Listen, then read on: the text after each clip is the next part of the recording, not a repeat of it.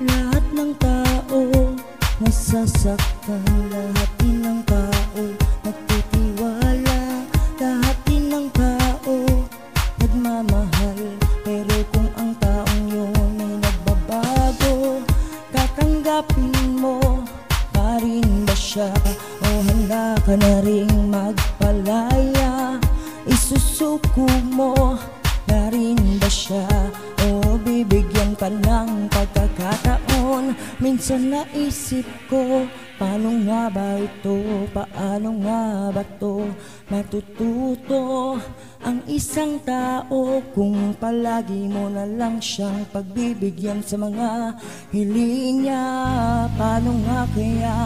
Paano nga ba? Paano nga ba? Paano nga ba itama ang dapat na itama?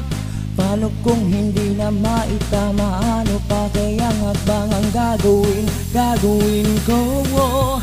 Ewan ko, gulong-gulo na nga ang utak ko, gulong-gulo na para bang isang laruan na nilalaro lang ng isang batang maliit, na ikaw ang dapat ang mag-ayos nito. Ano kaya ang aking gagawin? Di ko na nga alam ang aking gagawin. Pero syempre, kailangang alamin mo muna ang totoo bago gumawa ng hakbang. Minsan naisip ko, paano nga ba ito? Paano nga ba ito matututo ang isang tao kung palagi mo na lang siyang pagbibigyan sa mga hiling niya? Paano nga kaya? Paano nga ba? Paano nga ba? Paano nga ba itama ang dapat na itama? Paano kung hindi na maitama? Ano pa kayang hakbang ang gagawin ko? Ewan ko, gulong-gulo na nga ang utak ko, gulong-gulo na para bang isang laruan na nilalaro lang ng isang batang maliit, na ikaw ang dapat ang mag-ayos nito.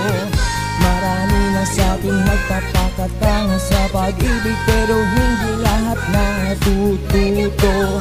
Paano nga kaya? Paano nga ba? Paano nga ba? Paano nga ba? Paano nga ba matututo?